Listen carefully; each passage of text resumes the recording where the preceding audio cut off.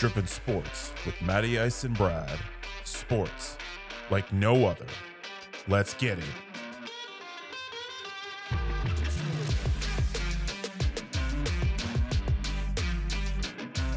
What is up, everyone? Welcome back to Drippin' Sports with Matty Ice and Brad. I am your host, Matty Ice, and I'm not going to lie, I'm a little nervous because I really don't know where Brad is. Full disclosure, Brad is my new co-host. He's a new presence here on the show, and over the weekend, he went to the Cardinals-Braves game. Had a great time. I was getting pictures from him. It seemed like it was a fantastic time. Marlins guy was even there. But the thing that worries me the most about this is the fact that he was getting closer to the state of Nebraska. Why is that significant? Well, if you listened to last week's episode, which I know you did, then you heard us trash Nebraska Cornhusker football because it has been irrelevant for such a long time. I don't understand why there's still such a hype around the program. We talked about Scott Frost. We talked about the fact that it's really difficult to get recruits to go there. And honestly, I don't really know what there is to be excited about when it comes to Nebraska football. I haven't heard from Brad since he was at the game, and obviously I'm a little bit concerned. So I have this strange feeling that Cornhusker Nation took him out in a way that's going to mean I'm going to have to continue to do this show. So let's hope that next week we find Brad safe and healthy and back on the show. Speaking of the Nebraska Cornhuskers, over the weekend we saw the first games of college football. So I guess you could say that college football began in earnest. Now, there were not any big-time matchups to speak of. The big matchup of the weekend happened in Ireland. And I know whenever you think of college football and whenever you think of the country of Ireland, you think Nebraska Cornhuskers and Northwestern Wildcats. This is a Big Ten matchup when you're starting your season off against a big rival, even though it's an in-conference game and even though neither of these teams will necessarily be there when all is said and done. When I say be there, I mean in the national picture.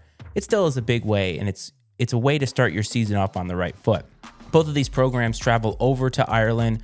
My guess is that this was supposed to happen for Notre Dame at some point, probably during the pandemic. I think that's what was supposed to happen. I'm pretty sure that Notre Dame was supposed to play in Ireland, and it was during the pandemic year of 2020. Everything was in chaos. Either way. So Nebraska goes over there, and there has been a lot of hype about this season coming up for the Nebraska Cornhuskers. And why am I talking about them specifically? Well, we trashed them last week. Brad isn't here. So I feel like we have to talk about the outcome of the game. Scott Frost has had an interesting career arc. Interestingly enough, he was a great player at Nebraska back when Nebraska actually meant something. This is a long time ago. He coaches at UCF, and UCF has an undefeated run that really should have resulted in them being in the college football playoff. It did not. They ended up winning their bowl game against Auburn, an SEC team, a formidable SEC team.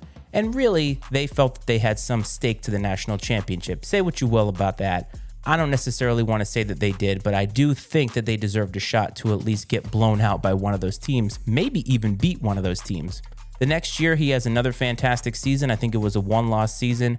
I want to say that Scott Frost went something like 24 or 25-1 in 2 seasons at UCF. And of course, when you're at a school like UCF, which is not considered one of the big-time programs, it's always seen as a way or a stepping stone to another job. I think that a lot of college coaches go through this. It happens all the time. So Scott Frost ends up getting wooed by his former school, his alma mater in Nebraska. Nebraska has not really been relevant for a while. They have had some good players come through there. I'm thinking Ndamukong Suh, but that was a long time ago. I specifically remember when Virginia Tech played Nebraska. They had a little home and home that Virginia Tech took both games of. There was a little bit of excitement in that one game that happened in Blacksburg where Tyrod Taylor led a comeback late in the game. And Ndamukong Suh had a fantastic game. Obviously, he has gone on to NFL success. But the program at large, and I mean Nebraska football, really hasn't been relevant. They made the move to the Big Ten, and I think that by moving to the Big Ten, they became a smaller fish in a much larger sea because there is a lot of competition in the Big Ten. And we're talking Michigan, Michigan State, Ohio State. These are blue blood programs in college football. And how are you going to compete? And I think really it came down to money. That's what it was all about. Scott Frost ends up going there, and there was a lot of hope. There always is whenever you change coaches. I mean, this is happening at Notre Dame now. Brian Kelly leaves. You get in a new guy who Brad talked about last week, who he feels is going to invigorate the fan base and is going to make it less easy to hate on Notre Dame. So of course you get a former great player at Nebraska, and there's a lot of hype. But I got to tell you, I didn't believe in the hype because in my mind, he should have stayed at UCF and continued to have this dynasty. And look at what we're talking about now with college football, this realignment stuff. There are so many places that UCF could have gone had they continued on that trend of just winning 10, 11, 12 games, being in the playoff conversation. Scott Frost could have had a great career coaching at UCF. And Orlando is a big city. UCF is a huge school. There would have been dumping a lot of money into that. And I think you would have seen UCF possibly overtake some of the larger schools in Florida, talking about Florida State, who's obviously been on a complete downturn since Jimbo Fisher was there. And of course, you're talking about Miami, and Miami hasn't been able to recapture their early 2000s magic. They're hoping to do so with Mario Cristobal, of course. Scott Frost has been his tenure in Nebraska has been mostly a failure. And how do you judge failure in terms of a college football coach? Wins and losses is really how you do that. And you can't look at the Nebraska program and tell yourself that they have been successful. So they travel over to Ireland, and in my mind, it's the first game of the season. Scott Frost is already on the hot seat. This is a game that they have to win. 100% have to win. You do not want to start your season 0-1. And I think for Scott Frost specifically, given everything that happened in the offseason as well, we're talking about articles saying that, hey, his players are puking 10 to 15 times a practice, and that means that they're ready to go. That does not mean that they're ready to go. It just means that you're an idiot when it comes to your practice. And Brad can probably tell you about that, having coached at the high school level, knowing what it takes to coach a successful program, but also knowing that these kids, and even in college, there's a level of kiddom to this. They are adults, but you have to make sure that you treat them as human beings. And there's a line to be drawn. So they go over there, first drive of the game. I was watching the game a little bit. Brad and I were texting back and forth. And they drive right down the field, Nebraska does. And they looked really impressive. New offensive scheme. It looked like they had taken something from some other teams out there. And I'm thinking Kenny Pickett at Pitt. And they look really good. So I check into the game a little bit later, and they're down late. Now, they were up at halftime. And I think there's a stat roaming around somewhere that he is, and I'm talking about Scott Frost here, something like 3-19 as head coach at Nebraska when leading at halftime. That to me is a stat that is 100% on the coach. And a lot of people will say players play, coaches coach. Right. But a lot of times you can look at the way that the players play and respond in certain moments and know that there is a coaching issue. I say this a lot about the Dallas Cowboys, that the Dallas Cowboys are being held back by Mike McCarthy, and you can tell that he is a liability. How you manage the game, how the players respond to certain situations, penalties, the kind of penalties that they're getting, the frequency of penalties, those types of moments. Most of the best coached teams sit up when the time is right, when they need to be there, right? I'm talking about your Patriots being down 28-3 in the Super Bowl. They never panicked because Bill Belichick never panicked. And I think Scott Frost is just not the coach that's going to inspire this kind of thing with the players at Nebraska. Now, in fairness, it's hard to recruit at Nebraska because their success has been a long time ago. There isn't much to really write home about in terms of where you're asking them to go. Lincoln, Nebraska, I have never been, admittedly, but it's in the middle of the country. It's very cold in the time of year that you're talking about playing football. There probably isn't as much to like as maybe Southern California, Florida, other warm weather southern places, Texas. They're at a disadvantage when it comes to recruiting. And of course, being in the Big Ten where a lot of these kids are looking at the schools at the top of the division, you're not going to get the cream of the crop unless you start winning. And it's a vicious cycle. Virginia Tech is going through it right now. They have been muddled in mediocrity since really the last few years of the Frank Beamer era. And it's really because of the shift in college football. Recruiting is not the way that it once was. It was very regional, and it's very difficult for these coaches now to even grab from their own states. When you have Nick Saban calling and you have Ohio State calling, all of these schools come with them heavy traditions of winning. And most players want that kind of success behind them because it's going to lead directly to the NFL. Nebraska ultimately loses another close game. I think it was 31-28. And the stat now is that under Scott Frost, I think they are like 5-24 in one possession games or something. I can't remember exactly how many years he's been there, but what I can tell you is that the stats are abysmal when it comes to close games and leading at halftime. Scott Frost, if he wasn't already on the hot seat or the seat wasn't a little bit warm, that seat is on fire right now. And so what Brad and I said last week is 100% accurate. he is on the hot seat, and there's no way that you can say that he isn't. If you're a Nebraska Cornhusker fan, we're not specifically targeting you because we just don't like Nebraska, but there are a lot of fan bases out there that carry with them a lot of bravado that it really is unearned. And I talk about this with Miami Hurricane football a lot. The U is back. Well, you're not showing that on the field. Having one 10-win season doesn't make one program back. Making the playoff, competing in the playoff, competing in recruiting, all of these things are signs that you are at the national level. But right now, what I can tell you is that there are really 3 or 4 programs that are consistently at that level. And you're talking about Ohio State, Alabama, Georgia. Clemson is on the fringe, and that's an interesting one that we will be waiting to see what they do this season with everything they have going on. Now, this coming weekend, we have the first real games in college football. And I'm talking about ranked versus ranked opponents. Week 1 is always an interesting week because in my mind, they've done a great job over the last few years of really giving us a lot of great matchups. A lot of games that the casual fan will look at and say, I've got to tune into that game. I mentioned Notre Dame and Ohio State earlier. They're playing each other this week in what has to be the game of the week. I would assume that College Game Day is going to be wherever this game is at. I think it's at a neutral site. Ohio State, in my mind, is a much better team than Notre Dame is at this point. Notre Dame being preseason top 5, even Brad will tell you, it puts them at a disadvantage. Now, they're turning over a head coach. They're turning over a quarterback. There's a lot of changes. I think it's unfair to ask of a program like Notre Dame, which is always under a high level of scrutiny because of the fact that their fan base, their team is so polarizing. It's really difficult to put that kind of pressure on these kids with so many new things coming in. I said this about the New England Patriots coming into this season as well, that after the success of last year, there's no way that they could continue on that trend because they really haven't done anything to improve. So Notre Dame, there's so many unknowns. Maybe they do play well. I just see Ohio State being a program that's a little bit of a level above right now.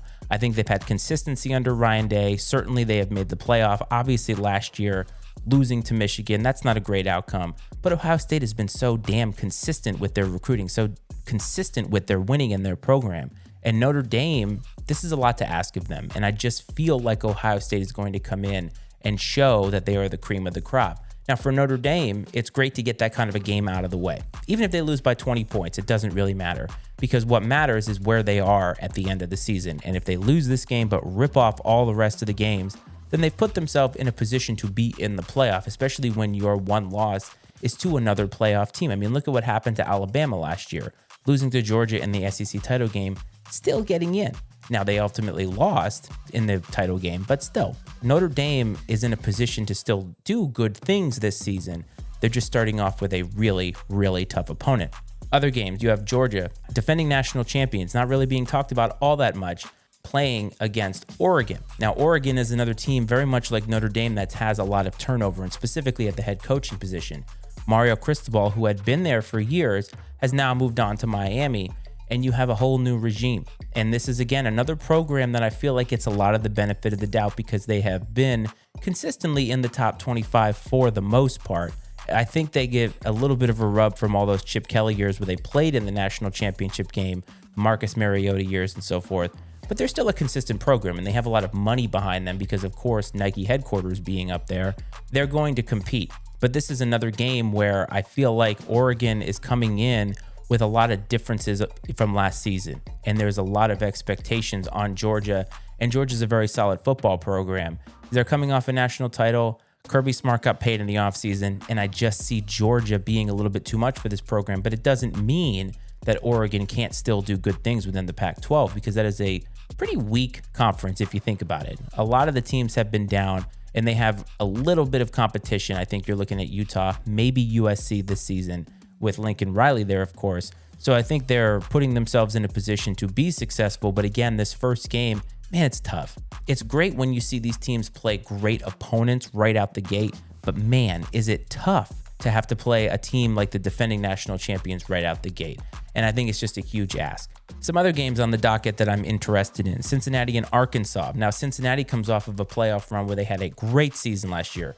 Losing their quarterback, Desmond Ridder, of course, they keep their coach, and I think that they're going to be a good program. But last season was such an aberration. For a team like Cincinnati, who plays a little bit lesser of a schedule than others, of course, they beat Notre Dame at Notre Dame, many things have to go right. Almost everything has to go right for an undefeated season. And I talked about Scott Frost and having those 2 seasons back to back that were so amazing.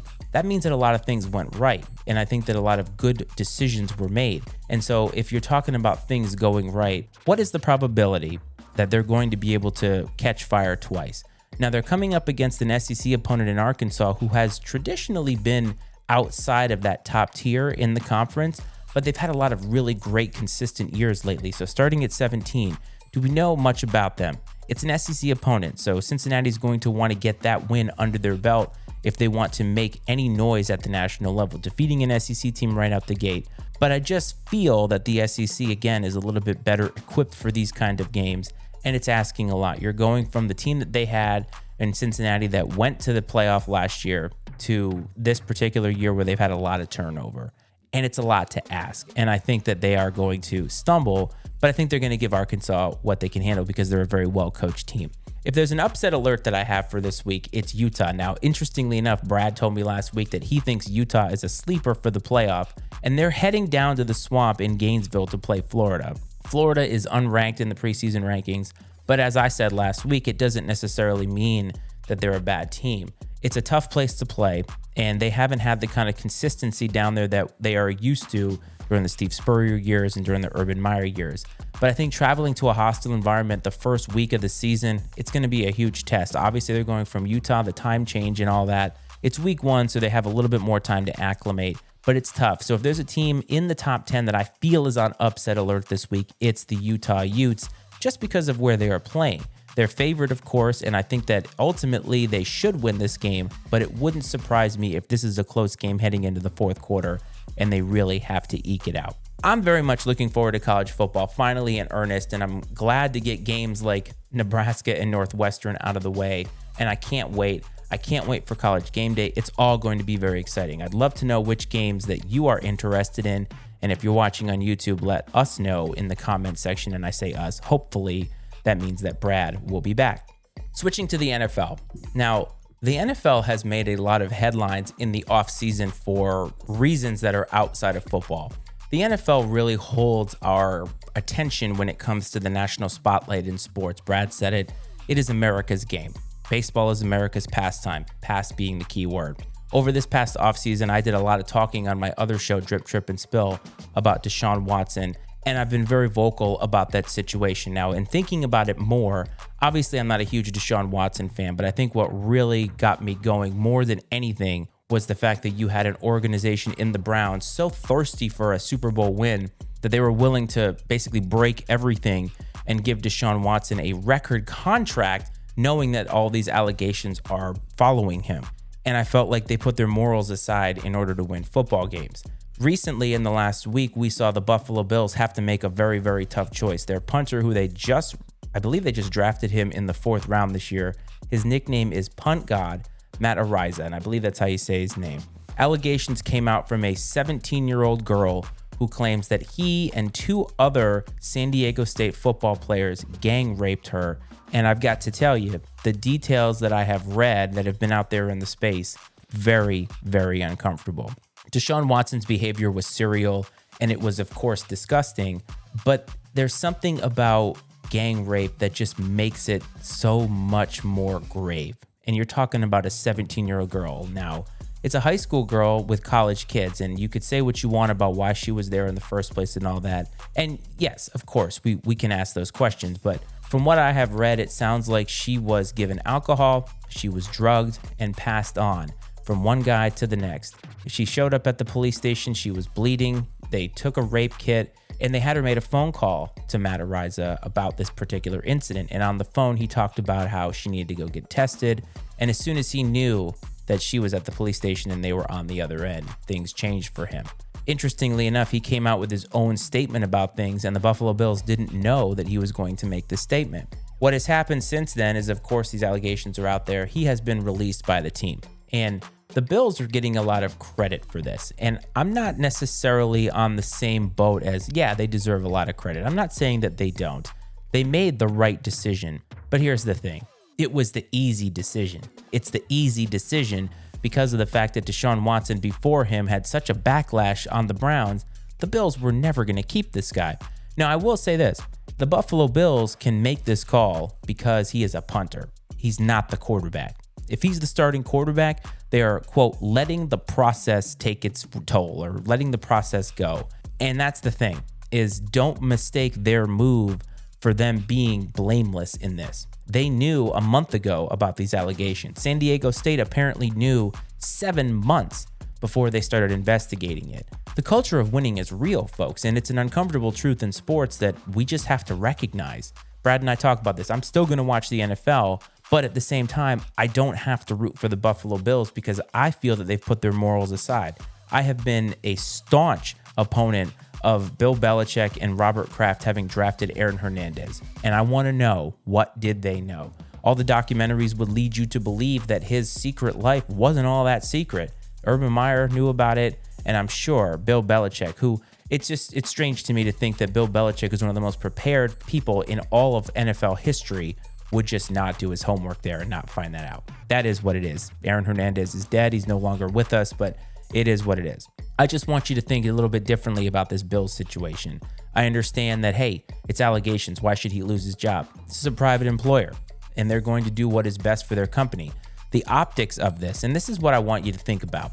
If you're listening and you're a dad and you have a daughter or you have friends, how could you get yourself in this situation? And I mean from Matt Arise's standpoint. If I'm sitting at a party and we're drunk and we're with other drunk people and I see this kind of behavior, I can't think of a situation in which that arouses me.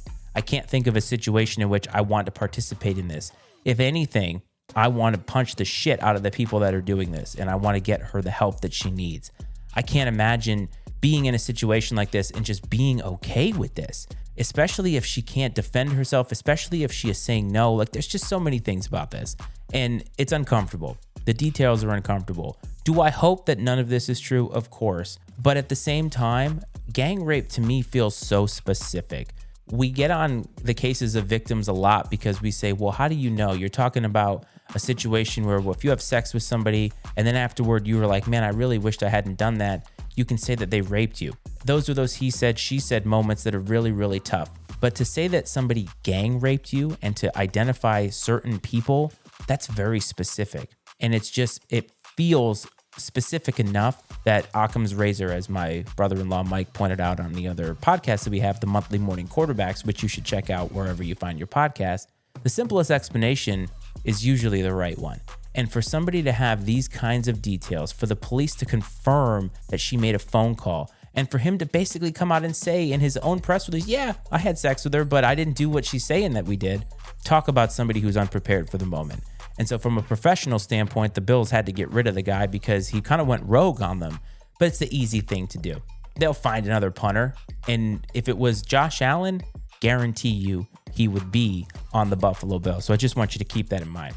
Two other things with the NFL. We'll stick with quarterbacks for a second here. Jimmy Garoppolo. He has been on the trade block. He has been in the news all offseason because the San Francisco 49ers, by all accounts, were going to move on to Trey Lance. They made that move to pull the trigger and have Trey Lance be their starting quarterback. They told him, they made an announcement, everything is good to go. Jimmy G is now on the sideline thinking, well, where is my future? Obviously, there's been a ton of quarterback movement. Baker Mayfield has gone to the Panthers. All the dominoes have already fallen.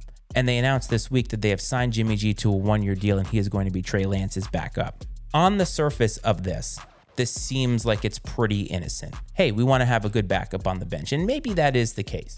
But the whole offseason and whole preseason is now played out. And you have to ask yourself, if the 49ers want to sign this guy to a one-year deal, how much confidence do they have in Trey Lance this year? I was very critical about Tua Tagovailoa because I said that at the time, Ryan Fitzpatrick was being put in to basically relieve him. And some would argue that it was like a relief pitcher in baseball. But historically, we've never seen that in football. Generally, if you're the guy, swim or drown. And Tua basically was not allowed to fail. And if he failed, he was relieved. And how nice is that in our lives? A lot of times when we fail, we don't have anybody to bail us out. Sometimes we do, sometimes we don't. Trey Lance, I want to know how much confidence do they have in him because they gave him the job. And then they sign a guy who is familiar with the people, took him to the NFC Championship game last year. Sure, Jimmy G is not an A-plus quarterback, but he's a guy that can get you to the NFC Championship game. And you have to ask yourself, is this related to how confident they are in Trey Lance, that they want to keep Jimmy G around in case Trey Lance is not that great? It's certainly a question to ask. I mean, from a football perspective, it's not that unintelligent to have a guy like Jimmy G on your bench, but will it hurt morale? What we found out about Jimmy G is that he was ghosting the team all off seasons, except after they drafted Trey Lance. And so is he motivated? Is he motivated to take his job back? How does he feel about being a backup? How does he feel about being paid as a backup? So many factors. Does this screw up the mojo of the team heading in?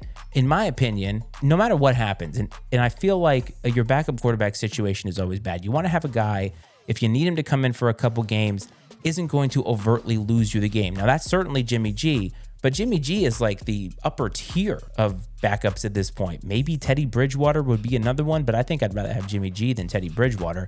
Jimmy G at least has the opportunity to have a higher ceiling. He just makes a lot of those throws. You're like, God, why would you do that? I don't know. I think this should be interesting. The dynamic between Trey Lance and Jimmy G will be interesting. And wouldn't it be fascinating if Jimmy G started week 1? We will see. Last thing in the NFL I want to get into, Jon Gruden. Oh man, Jon Gruden, to me, I have been so critical of Jon Gruden ever since he got rehired to the Raiders. The 10-year, $100 million contract, and there was nothing to show for it. He came back into the league with this bravado that was completely unearned. He'd been out of the league forever. Sure, won a Super Bowl, fine. You get the currency that comes with that. Cleve says that all the time. But when it came to today's NFL, I felt like the game had passed him by. Last year, he gets fired. All the stuff with the emails that are a part of the Washington Commanders investigation, which, by the way, the NFL has not given us any information on, and he gets fired. Now, I was on his side when he sued the NFL because I said that I think that there's a nuance to this that needs to be recognized. Jon Gruden can be a bad person or a terrible person, make terrible decisions, but he also could have gotten railroaded by the NFL, his employer. Why do I say that? Well, we don't know what else happened in the Washington Commanders investigation. He took the fall, so the NFL didn't have to release anything else. He's the fall guy. Again, not absolving him of wrongdoing, not absolving him of being somebody that really doesn't need a job NFL anymore. But it just is a bad look for the NFL for them not to give us, the public, more information. But they're going to fire Jon Gruden over what he said. It makes me wonder, and it should make you wonder, what else is in that investigation that is worth looking at. So Gruden hasn't been seen for a while because, as we all know, when people have these mistakes in their past, they have to go away for a while, do some reflecting, and they come back. So he comes back at some football club in Arkansas, and I can't remember. I think it's a famous thing. Anyway, and he's talking about this. And there's a clip that's out there that unfortunately I don't have access to. But basically, Jon Gruden says that in looking back at this, he's going to be real. He's going to be honest. And he is ashamed at what took place around those emails. Very interesting wording there for Mr. Gruden. Around these emails. Dude, it's what you said in the emails. He's trying to distance himself from the emails. He's got a lawsuit out there against the NFL, which continues to climb, by the way. But it doesn't absolve you from having said those things. Maybe that's not who you are. And you come out and say that. It's not who I am. Or at the time that I said those things, maybe it was who I am. But as I've gotten older, as I've done some reflecting, and even seeing the backlash that came forth from everything that I said in these emails, I've done a lot of thinking. And I'm ashamed of that behavior. I'm ashamed of what I said, but I'm committed to be a better person. Because I think that in today's society, we are too swift to cancel people in a way that is so finite. We are not giving them the space to grow as people. And many times people don't grow as people. However, we need to be given that opportunity because I think we would all want to be afforded that in our worst times. But Jon Gruden also comes out to say that, hey, I'm a good person. I go to church. I've been married for 30 years. Let me tell you something. As somebody who is a former Catholic, there are a lot of people that go to church every single week who are scummy human beings. Just because you go to church and just because you're married doesn't mean that you're a crappy person. There are a lot of men that have been married who've been cheating on their spouses the whole time. Does that make them good people because they are married? Jon Gruden clearly doesn't get what happened. And maybe it's intentional. Maybe his approach is intentional. But honestly, it's frustrating because he wants a job in the NFL. He wants to be given another shot. Why should we give you another shot when, first of all, you're old in comparison to the other coaches? It wasn't as if his team was out there being super successful. Look at the draft classes they've had. They just got rid of Alex Leatherwood. They released him. Henry Ruggs kills somebody. Probably never play football again. How great was Jon Gruden at his job? Wasn't like they were blowing the doors off the AFC West and making the playoffs. They didn't even make the playoffs. I mean, come on. And Gruden he's tone deaf. He doesn't get it. He doesn't think that what he did was wrong because at the time that he said it, hey, I'm used to saying these things. He said it in a work environment. He used his work email. Like, there's so many bad things about this. It was all wrong. And I guess all the reflecting that he didn't matter a lick. He didn't really get it. I hope that he goes away. I really do. I don't think he's going to get a job. I mean, he probably will. I shouldn't say that. I'm sure that there are some hungry franchise, the Browns, who are probably willing to give him a job because he comes with some currency of winning a Super Bowl. But all the extracurriculars, I mean, I just wish he was a little bit more reflective on it. I wish he understood what happened. Again, I don't want to always indict people to the point that they can't be rehabilitated. I don't want people to feel like their worst moment defines them forever. But when your worst moment happens in a public setting and happens as a part of an NFL investigation that could have more, when you come back from this rehabilitation and this silence, it shouldn't be distancing yourself from what happened. Own up to it and talk about what you've learned. And to me, what he has learned is that he doesn't feel like he did anything wrong. So good riddance to John Gruden. All right, everybody. Half hour went by real quick this time. Hopefully we'll get an update on Brad. I'm a little bit nervous. Like I said, Cornhusker Nation, if you have Brad, please release him. We need this show back. The show is killing it, and college football starts this weekend. I need something from you. To everybody else, don't forget to support two things. MattyIceMedia.com, which is where you can find all the other podcasts that I'm not only a host of, but support. Drip, Trip, and Spill, The Manual, Political Football. And of course, I want you to support the Pub Time Podcast, which is where Brad's home is with Ryan, Brad, Dick. They're doing great things. It's a much different show, an acquired taste, but I'd love it if you supported them. If you're listening in the podcasting space, please subscribe, rate, and review. Those ratings and reviews mean a lot. They just do. We need that connection. And if you are listening on YouTube or watching on YouTube, subscribe, like, all that good stuff. Hope everybody had a great week. I can't wait for college football next week. Hopefully Brad is back and we're going to talk about the NFL, and I can't wait for that either. Hope this finds you safe, and I hope that you have a great rest of your week. Peace, everybody. The opinions and viewpoints expressed on Drippin' Sports with Matty Ice and Brad are those of Matt, Brad, and their guests, and not necessarily those of the Matty Ice Media Network. Drippin' Sports with Matty Ice and Brad is exclusively owned by Matt and Brad and is brought to you by the Matty Ice Media Network.